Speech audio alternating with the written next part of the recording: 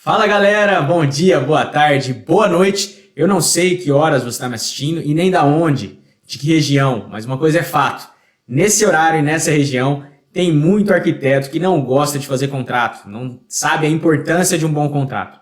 E na minha experiência prática aqui no escritório, eu imagino que isso ocorre porque o arquiteto consegue entregar a casa, consegue entregar o cômodo que ele foi contratado, mesmo tendo tratado com o cliente só no boca a boca. Então ele sabe que o contrato ali pode auxiliar ele, pode formalizar o que ele conversou, mas ele não sente isso como uma necessidade para executar o trabalho dele. Então como que a gente vai trabalhar nessa aula aqui? Primeiro, batendo em cima de todos os pontos para você convencer o arquiteto a fazer um contrato.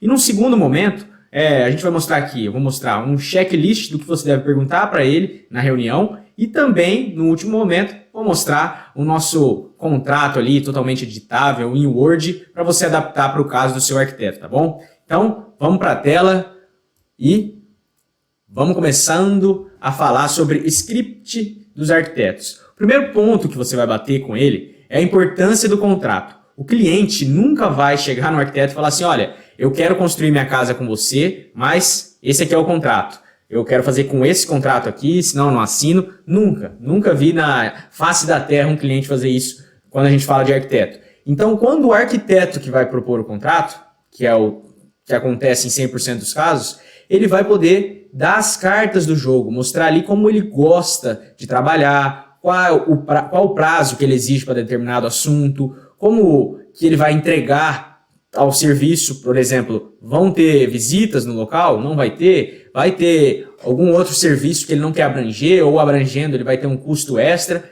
enfim, tudo isso a gente vai mostrar que ele vai tratar somente num contrato formalizado ali por escrito. O segundo ponto é que os arquitetos sempre trabalham no boca a boca.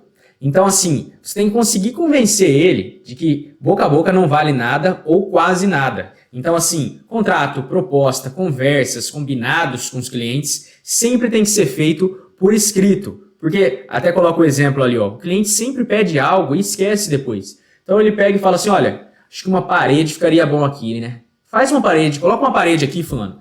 Aí o arquiteto, por exemplo, vai e constrói uma parede ou coloca isso no projeto, o cliente chega no outro dia e fala, não, nada a ver, eu só conversei, eu assuntei disso aí, mas eu não queria. E aí o arquiteto tem que fazer todo o trabalho de novo. Então assim, todas as conversas, tratativas com os clientes têm que ser feitas por escrito. Seguindo, um outro ponto que é muito importante é você mostrar para ele a proposta comercial. Porque a proposta comercial ela vem antes do contrato, mas ela vincula. Então assim, o arquiteto tem que entender tudo que ele coloca ali na proposta, ele vai entregar no futuro. Seja o preço, seja o serviço. Então assim, às vezes pela proposta vir antes da assinatura do contrato, né, antes do cliente fechar, o arquiteto pode prometer um monte de coisa ali que ele não vai cumprir depois. Pelo menos a intenção dele não é cumprir. E aí ele fica amarrado, o cliente pode cobrar isso dele. Então assim, a proposta vem antes, ela é escrita, tem que ter validade e também você vai mostrar para ele o que você deve trabalhar ali na proposta, né? Então, uma pergunta que sempre me fazem é essa que eu coloquei aí do artigo 427. A proposta vincula até quando? Se eu não coloco prazo, como que eu devo fazer? E aí, você tem que dar uma lida nesses artigos do Código Civil, mas para mostrar, ó, a proposta do contrato obriga o proponente, o arquiteto, se o contrário não resultar dos termos dela, da natureza do negócio ou das circunstâncias do caso. Então, por exemplo, pode colocar que essa proposta não obriga o arquiteto, ou mesmo outro termo que ele deseja colocar ali na proposta, você já vai mostrar para ele que é possível. E deixa de ser obrigatória. Quando que aquela proposta que ele enviou antes de te conhecer não vai ter mais validade, né? Ele não vai precisar mais cumprir aquilo. E aí você mostra com todo o conhecimento que a gente vem trabalhando aqui, que se feita para a pessoa presente. E isso é considerado pessoa presente quem estiver ali no telefone, enfim, ao vivo ali, né? Por meio de comunicação, o que é cada vez mais comum, né? Zoom, por exemplo. Se essa pessoa não aceitou aquela proposta imediatamente, bom, provavelmente essa proposta pode sair de cenário, ela não está com uma validade, mas aí você veja a fragilidade disso. A gente faz uma reunião, o arquiteto faz uma proposta verbal ali e o cliente vai cobrar isso dele depois. Enfim, um pouco difícil da gente concatenar as ideias, né? De um cliente cobrando algo que nem está salvo, enfim, foi numa reunião que aconteceu e não ficou gravada. Então, enfim, a gente trabalhou tudo aqui como ele deve fazer a proposta, que ele deve sim exigir sempre conversas por escrito, contratos por escrito, acordos, tudo isso. E aí a gente parte para como vai ser o contrato dele. Então assim, ó, o contrato arquitetônico ele é breve. Então eu indico aqui para os clientes inserirem algumas informações tanto na proposta quanto no anexo do contrato. O que acontece muito é que o contrato ele é dividido em várias etapas. Então, estudo preliminar, projeto executivo lá no final, enfim, várias etapas para o arquiteto falar assim, olha, entreguei tudo que você precisava, tudo que eu tinha sido contratado. Beleza, só que essas etapas, elas têm que ser muito bem delimitadas. Então, quando você vai escrever, porque muitas das vezes o cliente não sabe o que quer dizer um projeto executivo, você vai ter que conceituar isso para ele. E aí, se você deixar no corpo do contrato, acaba ficando um documento muito extenso. Eu coloco isso ou na proposta ou lá no anexo. Deixa o documento mais limpo e mesmo assim aquelas informações vão estar contidas ali no instrumento, tá bom? Então, um outro ponto, objeto do contrato. Aqui, vocês vão até dar uma olhada no modelo, mas eu delimito muito bem o objeto. Tanto o imóvel, então assim, o projeto vai ser... Ó, gente, só um parênteses, quem quiser tomar um bom energético, esse aqui da Red Bull de açaí é o melhor que tem, tá? Voltando, objeto do contrato. Objeto do contrato você tem que delimitar muito bem, não só o imóvel, então vai ocorrer em determinado edifício, tal andar, matrícula tal, tudo para a gente entender onde é o imóvel, mas também o cômodo daquele imóvel. Vai ser um projeto no imóvel inteiro ou só em um lugar? Além disso, é um projeto para construção ou é para reforma? Então, todos esses detalhes você vai inserir na tua proposta. Na proposta não, desculpa, no objeto. Então, lendo o objeto, você já entende tudo. Onde vai ser feito a reforma ou a construção, em que cômodo, quantos metros quadrados, enfim, tudo ali no objeto do contrato. E aí depois os outros termos a gente vai trazendo ao longo do contrato, né? E aí, quando a gente fala dos outros termos, o que a gente vai trazer depois, entram as obrigações. E as obrigações, eu sempre trato aqui com vocês, que a gente deve inserir no contrato as obrigações incluídas e aquelas que não estão incluídas. Então, incluídas. Muito arquiteto trabalha com visita e cópia de projeto incluído. Então, assim, você me contratando, eu vou te entregar isso. Mas às vezes fica tão aberto que ele não sabe nem quantas visitas ele precisa entregar. E tem cliente que é mala, que exige que vá lá na obra ou escolher material, ou enfim, várias visitas que o arquiteto pode fazer, o cliente fica cobrando isso toda hora. Então assim, se você for falar que o teu arquiteto inclui as visitas, pelo menos delimita horário, delimita quantas vezes, e coisas que vão deixar ele mais leve para trabalhar. Agora, se o teu arquiteto não inclui isso no contrato, ele não deseja entregar isso para o cliente de forma gratuita, aí você tem que deixar em separado. Então, por exemplo, cópia de projeto, como o projeto é uma vitória, muitas das vezes a gente está construindo uma casa ali e é algo que o cliente juntou dinheiro durante toda a vida para realizar aquele sonho. Ele quer cópia do projeto para entregar para a família inteira. Então, para o irmão, para a mãe, para não sei quem. E aí, se a gente não delimita, fica meio que, talvez, suscetível do arquiteto ter que ouvir aquelas, não, pô, mas isso aí é do teu trabalho, você tem que entregar, sim, cópia. Eu preciso entregar para não sei quem, preciso entregar para o fulano. Então, já coloca no teu contrato se ele entrega cópias e se ele entregar, quantas. Porque aí você já fica, totalmente resguardado nisso. E o arquiteto não vai falar depois, doutor, teu contrato não trouxe nada disso e agora eu estou tendo que pagar a cópia aqui. Não, já não vai ter esse risco. Depois, esse ponto 7 é o que a gente já tratou ali atrás. Dividir o projeto em etapas, então, estudo preliminar, levantamento, projeto executivo. Quando você traz isso com porcentagens, então, como eu costumo fazer? O projeto vai iniciar ali por uma reunião dos clientes, né?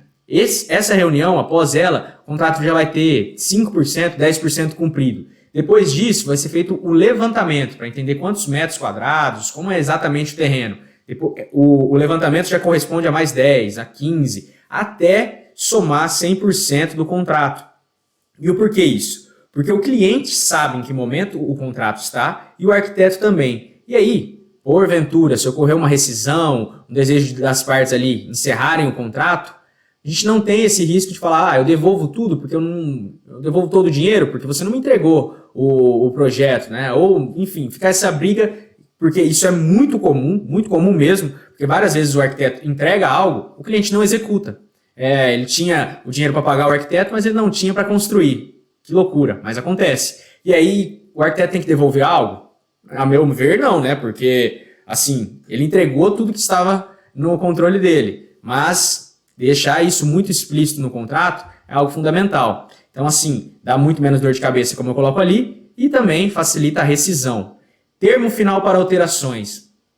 Todas essas coisas que eu estou falando aqui, se você mostrar para o teu arquiteto que você conhece, com certeza ele vai te respeitar muito mais e levar muito mais em conta a tua opinião ali de que ele deve fazer um contrato. Termo final é uma dessas. Assim como eu dei o exemplo aqui de colocar uma parede em um local, ou mesmo alterar determinado cômodo, então o banheiro que ficaria aqui vai ficar lá. Enfim, essas alterações, elas podem ser feitas até um determinado momento, porque até aquele momento, às vezes o cliente fala, olha, eu acho que aquilo lá que a gente conversou ficaria melhor ali. Enfim, o cliente e o arquiteto vão conversando até chegar no projeto final. E o projeto final, ele não é necessariamente quando a casa está construída, mas sim quando as partes já assentaram todas os cômodos, onde vai ter tal coisa, onde vai ser a outra. Enfim, não tem mais aquela necessidade de ficar conversando sobre como vai ser a estrutura do imóvel, porque isso já foi decidido.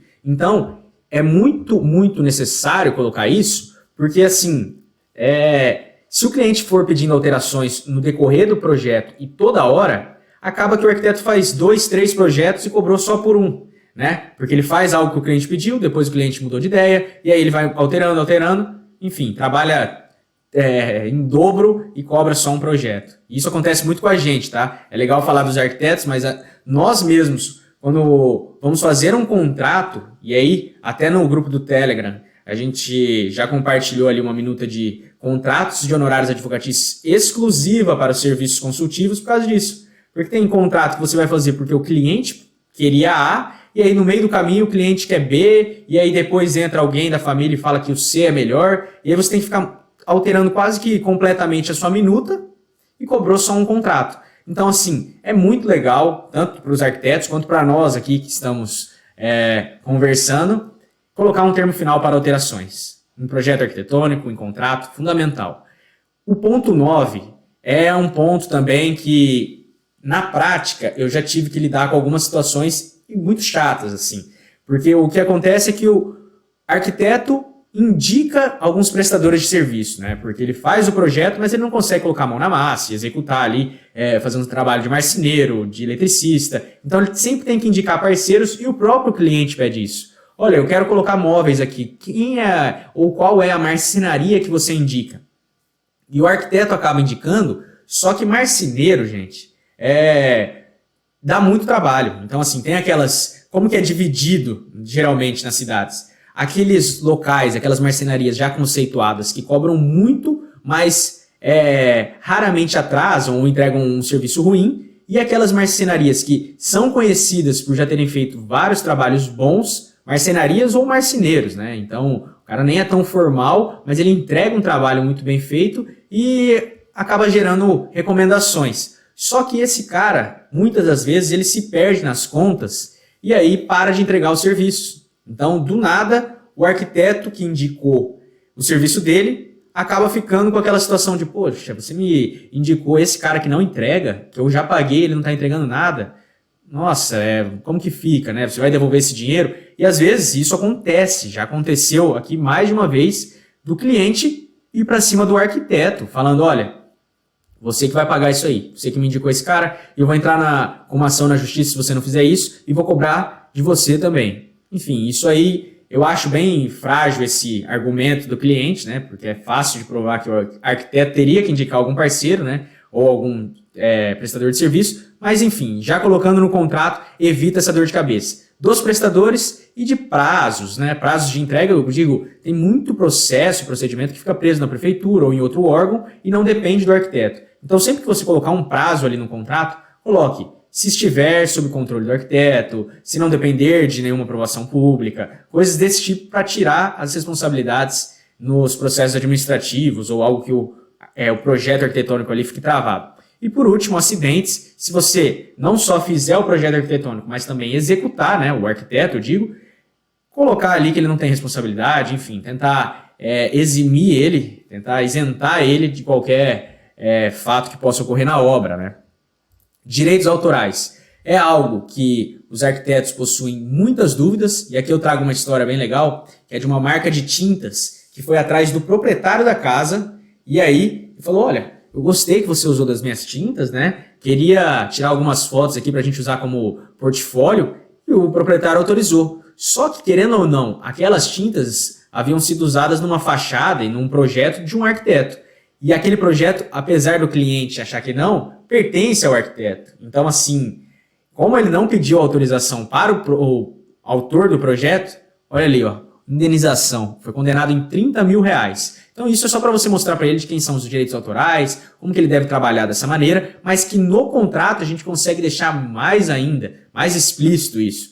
Então é algo muito legal você trabalhar, e aí puxando já para o ponto 11, colocar que os direitos autorais são deles, mas se o cliente falar, não, você não entra na minha casa depois de executar o projeto aí, o arquiteto pode ficar meio amarrado. Agora, se já no contrato a gente coloca que ele vai enviar um fotógrafo, o que hoje em dia é cada vez mais comum, fotógrafos especialistas em fotografar casas e, enfim, ângulos de arquiteto, você já tem que deixar ali que o cliente tem essa obrigação. Então, no contrato entre cliente e arquiteto, o cliente já autorizou o envio de um fotógrafo, aí eu coloco que o arquiteto vai indicar 3 datas, com um período razoável ali, porque pode ser que o cliente estivesse viajando naquelas datas, e o cliente escolhe uma para o envio do fotógrafo, para registrar os cômodos ali que foram feitos o trabalho, né? E por fim, responsabilidade em relação aos vizinhos. Isso aqui é só no caso também de execução do projeto. É legal você mostrar para o seu cliente, como vai ter muita batida, quebra de coisas, enfim, vai ter um tremor ali na estrutura, às vezes é legal ele fazer uma visita técnica, um registro ali na vizinhança, para não surgir um vizinho e falar, olha, esse meu muro rachado foi totalmente culpa da tua obra, esse muro estava perfeito, e algo assim, só que na realidade o muro já estava daquele jeito. Então, assim, fazer uma perícia eu acho demais, né? Mas, enfim, registrar algumas fotos, mostrar ali, até um laudo, uma vistoria, algo mais simples assim, para registrar que não teve nenhum dano executado pela obra. Seguindo, assinatura digital. Esse é um ponto que a gente conversa bastante lá no Telegram, estou até coçando a cabeça, porque a minha opinião é bem clara.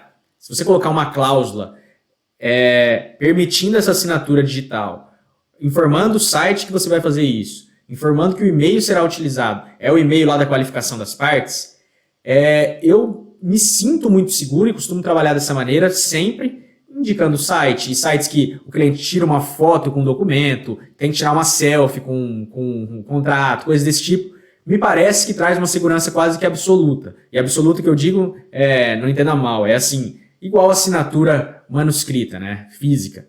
Não vai ter aquela segurança de um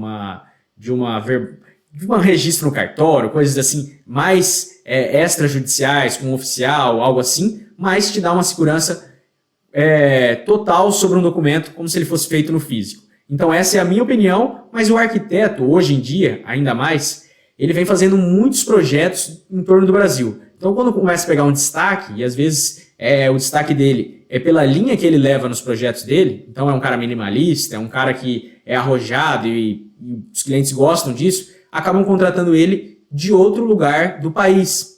E aí, quando a gente fala em outro lugar do país, é quase impossível essa assinatura física, né? Ou teria que assinar, mandar por correio, e aí o outro assina, digitaliza. Então, para facilitar tudo isso, já ensina ele, ou já fala para ele que o teu contrato vai trazer essa previsão e essa possibilidade de ser assinado de forma digital, que com certeza é um interesse que ele tem. O ponto 14, pessoal, ele é polêmico, mas acontece muito, que é a tal da RT, a reserva técnica, que seria o arquiteto indicar alguns fornecedores, e aí um cliente fechando lá, ele recebe uma comissão, né? Recebe 5%, 10% de todas as compras que o cliente realizou ali. Isso é uma infração ética, mas na prática é algo que 90% dos arquitetos fazem. E assim, eu tenho uma opinião de que se o arquiteto fizer isso na maldade, assim, sei lá, ele faz um projeto que não necessariamente teria que ter um móvel daquela loja, uma cadeira, uma mesa, algo assim, e aí ele indica isso só porque ele vai ganhar. Aí eu acho muito errado. Mas assim, o arquiteto ter algumas lojas parceiras para indicar e isso acabar gerando uma receita para ele, tenho minhas dúvidas se eu acho isso totalmente errado. Mas enfim, quem sou eu para achar algo? Eu quero trazer aqui só que se o teu arquiteto trabalhar com RT, tente, para trazer uma cara aí de legalidade para isso, falar que ele tem um engajamento alto nas redes sociais e que ele utiliza o perfil dele para divulgar alguns parceiros. E isso não compromete a imagem dele e não constitui nenhuma infração ética. Então, assim, ele vai fazer a publicação de alguns parceiros e aí, se porventura tiver uma quebra de sigilo bancário ou algo assim e mostre lá que ele recebeu dinheiro de determinado fornecedor, você consegue ter um argumento para defesa. Então, assim, é mais ou menos nessa linha que eu vou. E aí, último ponto, agradecer e colocar à disposição dos arquitetos, né? Então, depois de explicar tudo isso aqui, se ele não entendeu que é necessário um contrato, fico à disposição. E é isso. Bom, passado esse primeiro momento, vamos falar do contrato, né? Contrato aqui de prestação de serviços. Aqui eu já trago um índice que eu não sabia, tá? Eu fiquei muito tempo trabalhando sem automatizar esse índice. Hoje, ele é totalmente automatizado, né? Eu consigo atualizar aqui o sumário. Enfim, é tudo aqui no Word. Se alguém tiver dúvida, é só me mandar um direct que eu ensino a fazer isso, mas é bem simples. Aí, contratante e contratado. Daria para colocar contratante e arquiteto, igual eu gosto de fazer vários contratos que eu faço, sempre trazendo alguma pessoalidade da relação. Depois, no objeto, aqui tem todas aquelas informações que eu falei, olha, ele vai fazer um projeto arquitetônico e de interiores, ou só um, ou só o outro. É uma reforma, uma construção. Aqui, todo o imóvel sendo descrito. Depois, nesse imóvel aqui, vai ser feito só os dormitórios, enfim, você vai definir tudo aqui do imóvel que você já indicou qual é. Beleza, seguindo, fala aqui que se ele quiser contratar o acompanhamento da obra, será feito em separado, mediante um termo que a gente traz em anexo aqui. Então, termo para acompanhamento de obra, e aí o cliente tem que contratar a parte. Então, esse era um arquiteto que não entregava isso de maneira automática, né? Mas a gente já colocou no contrato. Então, etapas do serviço, olha, levantamento corresponde a 10%, aqui uma descrição bem breve do que é o levantamento, e será entregue em até 10 dias úteis. O estudo preliminar corresponde a 30 até 15 dias úteis. Esta é a etapa final para alterações que não ocasionam aumento do projeto, então sem a cobrança de valores adicionais. Passou daqui do estudo preliminar e briefing, o cliente, né, já vai ter que pagar algo para o arquiteto fazer as alterações. Então ele tem como levantar, fazer o estudo preliminar, entender o que o cliente quer, depois disso aqui vai ser cobrado algo se tiver alguma alteração do projeto. Seguindo, o projeto arquitetônico corresponde a 30 e será entregue em até 15 dias úteis após a etapa anterior, né, estudo preliminar e briefing. Aí aqui, qualquer alteração vai corresponder a 25% do valor total, parece que é uma multa alta, mas na realidade é aquilo que a gente já conversou. Pode ser que isso ocasione quase a elaboração de um novo projeto, né? É muito trabalho, então é uma multa justa. Pode ser alta, mas ela é justa. Bom, aqui a diligência para aprovação, enfim, os projetos e os trâmites administrativos serão resolvidos pelo contratado, então pelo arquiteto, é a responsabilidade dele. Projeto executivo vai corresponder a 30%. Vai ser entregue em formato de PDF, eu coloquei aqui porque isso varia muito. Tem arquiteto que entrega não em PNG, né, algo assim, mas varia a forma de entrega do projeto. Então, deixar grifado aqui só para você perguntar para o teu arquiteto como que ele costuma enviar o projeto executivo.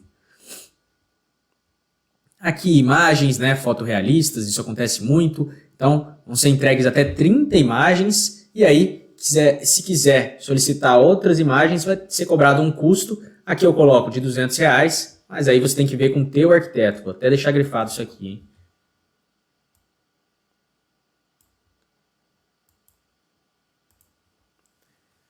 Seguindo. Para fins de contagem dos prazos, não serão contados os dias em que o projeto ficar retido com o contratante ou órgãos competentes para apreciação e aprovação. Quando retido pelo contratante, o mesmo terá o prazo de 5 dias úteis para aprovação. Beleza, então ali já você fala, tem 10 dias, mas se estiver preso com o cliente, não está contando esses 10 dias, né? E aí tem 10 dias de tolerância sempre que o contratado informar, então o arquiteto informar que o contratante sobre a necessidade de mais prazo, né? Às vezes acaba ocorrendo ali um atraso, algo assim, porque isso é normal, é natural em obras. Então, já tem essa tolerância indicada no contrato. Aí as obrigações do contratado diligenciar no processo de aprovação na prefeitura, ainda que indique profissionais, aqui eu gosto porque é aquilo que eu conversei lá, ainda que indique profissionais para a realização de qualquer serviço, o contratado não se responsabiliza pela execução ou inexecução dos referidos serviços, sendo faculdade exclusiva da contratante as referidas contratações. Então, beleza, pode me pedir indicação, eu vou dar indicação, mas isso não me vincula e eu não tenho responsabilidade sobre elas. Então, é legal demais colocar isso aqui no contrato. Emitir recibo, fornecer informações e elaborar os projetos em conformidade. Aí as obrigações do contratante, muitas das vezes ele tem que ter uma posição ativa em algumas fases para entregar cópia de PTU e coisas desse tipo para o arquiteto conseguir executar o serviço. Então, contratar a seu critério seguro, realizar o pagamento das taxas, pagamento pagamento do projeto, então responsabilizar-se pelo recebimento, guarda e conservação de todos os materiais que estiverem ali na obra, né? Acatar sempre que necessário as determinações e recomendações do arquiteto e fiscalizar a execução deste contrato e subsidiar o contratado com as informações necessárias. Beleza. Serviços e obrigações não incluídos. Aí aqui eu trago várias coisas que esse arquiteto aqui não gostava de trabalhar. Então, fornecimento de plotagem de projeto. Então, a cópia, que se desejado deverá ser pago pelo contratante. Pagamento de impostos. Elaboração de projetos complementares de instalações hidráulicas. E aí todas as outras, elétricas, bombeiros. Responsabilidade técnica pela execução, administração ou fiscalização da obra. Não é do arquiteto. Elaboração de orçamentos, cronogramas e planos relacionados à execução. Então aqui você pode ver que foi contratado um projeto arquitetônico sem execução, né? Dicas, opiniões, essa aqui é a que eu mais gosto, porque é um arquiteto pisar numa casa que ele não foi contratado para fazer ela inteira, que o cliente, por exemplo, que contratou para fazer a cozinha, leva o arquiteto para o quarto e fala, você acha que tal coisa ficaria bom aqui? E aí começa a assuntar como se fosse igual acontece com a gente que é advogado. Só uma consultinha, só uma opinião ele quer. E aí, esse é o trabalho do arquiteto. Então, coloco isso no contrato para mostrar que não há obrigação. Se o arquiteto quiser indicar o que ele faria em determinado cômodo, dar dicas, ele pode fazer, mas no contrato já mostra que isso aí não é uma obrigação do arquiteto, né? E o serviço de acompanhamento da obra, a não ser que contratados à parte. Honorários e forma de pagamento, então bem padrão. Aqui fica facultado ao arquiteto colocar o nome do cliente no Serasa, SPC. Isso aqui gera uma segurança maior para os arquitetos, tá? É algo que eu vejo que sempre que eu falo dessa cláusula, eles falam, legal, legal. Então, deixa ela aí. Direitos autorais, então já coloco aqui que os direitos são do arquiteto, que o contratante não poderá replicar qualquer projeto, porque pode ocorrer, isso ocorre bastante em franquias, por exemplo, lojas de praça de alimentação de shopping. O cara faz um projeto, depois ele replica para toda a rede. Então aqui a gente já coloca que não pode ser feito isso sem autorização do arquiteto e mediante a remuneração acordada entre eles, né? Então, na hipótese de divulgação a terceiros, o nome do arquiteto sempre deve estar preservado, indicado, e a contratante deverá obrigatoriamente consultar o contratado diante do desejo de qualquer alteração. Querendo ou não, como é algo autoral dele, ele que tem que aprovar, né? Ele que tem que entregar aquilo. Então, se a contratante, por conta própria, quiser modificar ali, ela tem que pedir autorização, tem que conversar com o arquiteto ali, consultar se pode, enfim. É engraçado falar disso porque é uma propriedade dela com um projeto de outro, né? E isso acaba privando ela de algumas coisas. Mas beleza. Rescisão e cláusula penal, a gente já indica aqui, o pagamento dos honorários acordado independe da execução da obra, de forma que nenhuma hipótese sua inexecução acarretará o direito da contratante em exigir a devolução. Então, o trabalho do arquiteto ele fez. Se a contratante fizer a casa ou não, reformar ou não, tudo bem, o trabalho do arquiteto ele fez. Então, em caso de resilição unilateral ou rescisão por descumprimento das cláusulas deste instrumento, o contratante deverá arcar com cláusula penal calculada que será de 15% sobre o valor total deste instrumento, sem prejuízo do pagamento de todas as fases do projeto já finalizados. Então, a gente olha ali em que fase está o projeto, Até ali ele pagou certinho? A porcentagem dos honorários completo? Pagou. Então tá bom, agora vai pagar 15% sobre o valor total. Então essa é uma forma que eu acho bacana, porque 15% é baixo, mas acaba sendo uma forma de rescisão ali que o arquiteto se sente bem resguardado, sente que está ok para sair daquele serviço. Então eu costumo colocar isso. Mas mais uma vez, veja com o teu arquiteto se esse é uma porcentagem que faz sentido para o trabalho dele. Então vamos lá. Iniciado o trabalho de cada uma das etapas, fica assegurado ao contratado o direito de terminá-lo e receber integralmente a remuneração correspondente à etapa. Então se iniciou ali, vai receber daquela etapa. E aí a rescisão pode ser feita normalmente, mas vai pagar aquela etapa que já estava ali. E na hipótese de rescisão pelo arquiteto, fica assegurado ao contratante o recebimento também de 15% do valor total deste instrumento. Beleza. É de integral responsabilidade do contratante o pagamento dos honorários. Aqui são aquelas cláusulas que a gente sempre traz, que é mais padrão, né? Mas aqui, ó, a 34 não é muito padrão, não. É aquela que eu falei, de envio de fotógrafo profissional. Então, autoriza desde já, vai informar 3 datas desejadas para realizar, com espaçamento de 5 dias úteis entre elas, podendo o contratante escolher a melhor data. O contratante desde já fica ciente que o contratado, por ser pessoa, aqui é da RT, com alto engajamento nas redes sociais, habitualmente vale de sua imagem, public post para divulgar em suas mídias fornecedores de bens e serviços da sua profissão, inclusive seus produtos, sem que isso implique em descumprimento dos preceitos éticos da profissão, vantagem devida ou favorecimento destes fornecedores. Então tá bom, isso aqui já traz uma cara de legalidade, né? Pode ser, óbvio, que conversas e qualquer outra coisa acabe prejudicando o arquiteto. Mas uma cláusula dessa traz uma segurança muito maior para quem trabalha com reserva técnica, tá bom? Aí, o resto aqui, deixa eu ver se tem algo que não é padrão.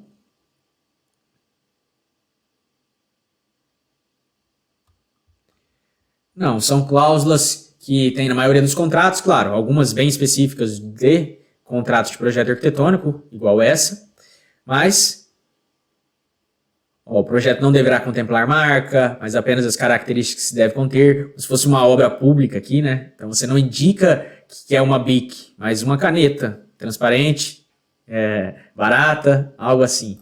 Então, tá certinho aqui a cláusula lá que a gente sempre fala das assinaturas, como por exemplo no site assinatura grátis, com os e-mails informados.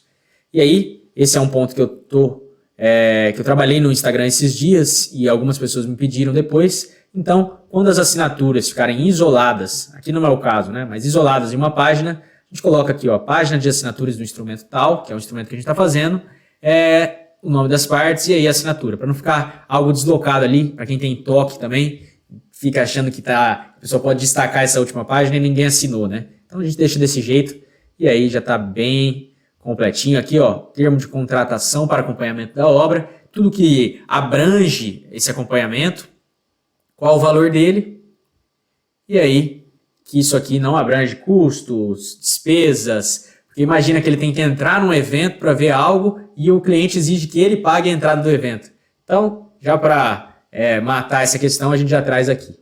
Então, beleza. Aí, por fim, pessoal, eu trouxe aqui ó, um checklist que me ajuda bastante quando eu pego esse tipo de serviço, que é o seguinte, você manda isso ou imprime para levar na reunião dos dados que o arquiteto tem que te informar para você fazer o contrato. Então, olha, o tipo de projeto é arquitetônico interiores, só arquitetônico ou só de interiores? Aí ele assinala.